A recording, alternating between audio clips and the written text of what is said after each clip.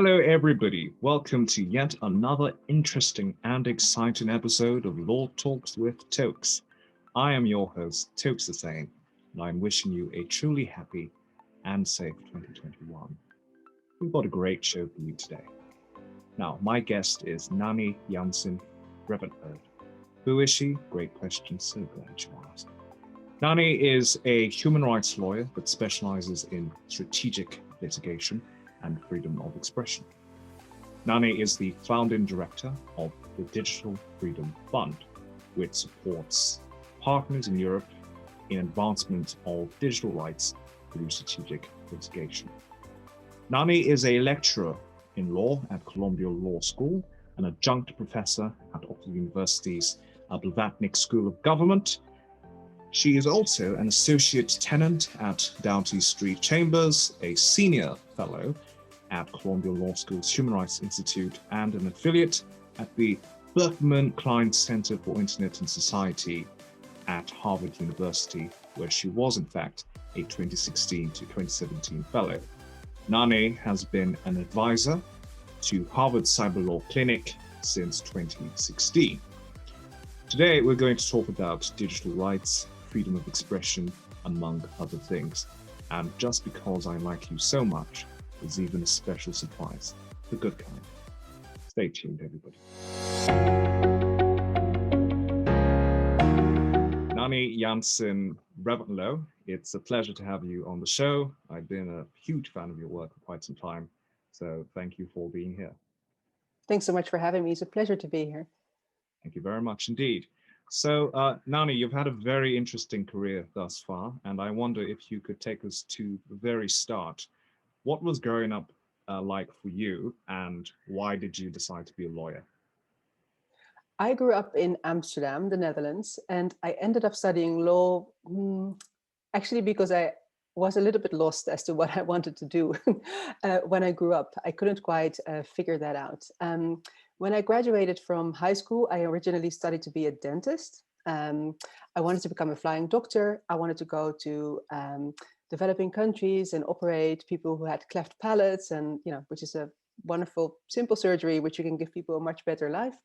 But it turned out actually in the second year of dentistry school that it wasn't for me. I really didn't like treating patients. So that was kind of an obstacle in actually completing the studies and making it to be an oral surgeon. So I took a little time out. I worked for about a year and then felt that I really wanted to go back to university, but couldn't quite figure out what it was that I wanted to do afterwards. So I decided to focus on something I would enjoy for the duration of my studies and would still give me opportunities afterwards to choose something in particular. So I was like, okay, I can study a language, I can study economics, which really I wouldn't have been able to do because I'm terrible at maths, and then ended up with maybe law. And it's kind of a joke in the Netherlands that law school and economics are kind of the two, directions that people take who don't really know what they want with their lives. And here I was doing exactly that. Yeah. But it turned out that I really loved it. So for my first kind of like class, I really enjoyed it. And I have never, ever regretted making that choice. It's quite interesting you mentioned dentistry, because that was actually one of the things I considered when I was much younger. Of course, I didn't actually go to dentistry school like you did, but it's good to hear that you made the right decision. So if you hadn't chosen the career path that you're on at the moment, what do you think that you would be doing today? If I hadn't decided to study law, I probably would have studied a language. I'm guessing I probably would have picked Italian at the time because I was very enamored with Italian culture, literature, opera, and obviously also the food. So I probably would have done that, and I'm not sure what that would have led to. Maybe I would have become a translator or something, or an interpreter, or I don't know. Maybe I would have written really interesting books, which I am not doing at the moment. So. But that's my best guess. Okay, so Italian. Okay, that's fair enough. I mean, I'm a big fan of Sicily myself. I haven't actually been to Italy just yet, but I look forward to it one day. So I have tips to go. okay, great. I'll take tips from you anytime. So you specialize in strategic litigation, and of course, sometimes this is called impact litigation. I understand that it involves using the law, using cases as really a way to provoke social change or societal change. And I know that there's a rich tradition of strategic litigation in America, particularly in the civil rights movement. Nani, could you just tell us a little bit more about strategic litigation and how it's been used in Europe? Yeah, you gave a really good summary of what strategic litigation is. The way that I sometimes like to describe it, it's like it can be a very powerful tool in the toolbox for social change. Mm. Um, the idea of strategic litigation is indeed that you use the law to bring about systemic changes. But it also means that you are connecting litigation efforts with other means of bringing about change. So good advocacy work, good policy work, lobbying, bringing about a public debate about an issue that should matter to all of us in society.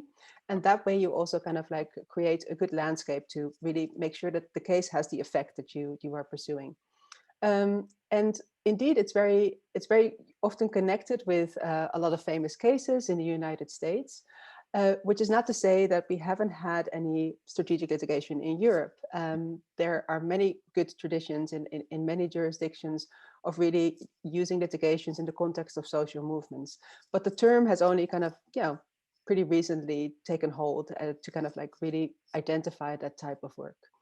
Um, the work that we support with the Digital Freedom Fund connects to our human rights in the digital context.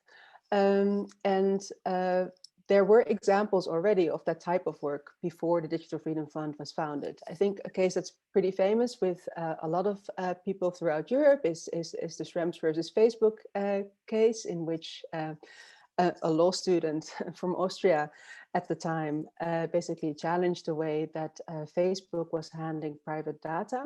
Mhm. And there are other similar cases like that that are examples of cases that have had a bigger systemic impact. Okay. So I suppose it's right going forward to also give some credit to Europe in terms of you know the strides it's made in strategic litigation. So I think you provided a very useful understanding of what strategic litigation is when it works properly. But what happens if, in a strategic case, one suffers a defeat? Can you, in fact, use a defeat and turn it around to an advantage? Is this something which is possible or something you've done in your career, perhaps?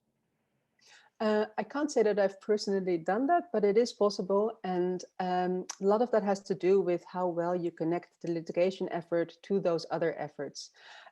So the idea is basically that if you make sure that you raise public awareness about the issue that you're trying to change, you could create such public outrage if you lose the case, if the court doesn't find in your favor, that, for example, people will turn to the legislature to push for the type of change that you were looking for. And that has happened in a number of cases, also throughout Europe, but also in Asia, in Latin America, etc. And that is basically also what you have to prepare for. Once you start planning your case, you have to plan for success. So you have to know what you want to do when you win. What is your implementation plan? But you also have to kind of plan for mitigation strategies and how can you leverage your loss into a win in the end. So when you say you have to work with, for example, lobbyists, is it a case that you receive your brief and you identify this is going to be a hugely important case in terms of society, and then you ring up a journalist and say, hey, work with me on this, or call an NGO? How does it actually work in practice? No, cases can come about in many different ways, right? I mean, it's really interesting that you mentioned journalists, because the link between investigative journalists and civil society and strategic litigation is one that has proven to be very effective, but it's not one that's being very systematically used at the moment. But it can very often be the case that investigative journalists uncover facts, information, etc., that can later on also be used in a litigation campaign. Um, it can be that someone has suffered a particular wrong, finds a lawyer or an NGO to represent them, and they kind of assemble a team subsequently. It can also be that there's a group of people who are already kind of like mapping an issue and have kind of like identified a problem basically that they want to address, and that they start monitoring for potential cases that could be brought to help kind of like bolster a campaign for change. So there's many different ways in which that could happen. But the thing that is very important is indeed that the people who are involved in the case from different disciplinary backgrounds work together as a team. And also very much that the interests of the person whose human rights have been violated or the group whose human rights have been violated are centered in the casework. Okay. So teamwork makes the dream work in essence. But I wonder though, say you gain a victory, the judgment is in your favor. Are there any enforcement problems which might actually hinder the societal change being sought to begin with? It depends a little bit on what you've asked the judge to be straightforward. You can ask for a finding that, for example, a piece of legislation should be struck down, in which case the legislator has to go back to the drawing board.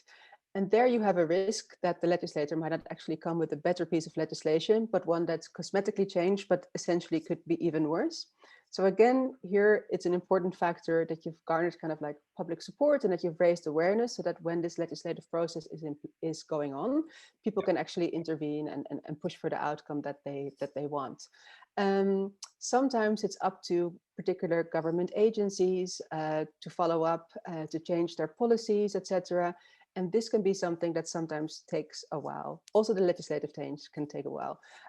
But it comes down to sustained pressure and kind of like keep on bringing up the issue and flagging that change is still, forthcoming and that they have to get on with things, basically.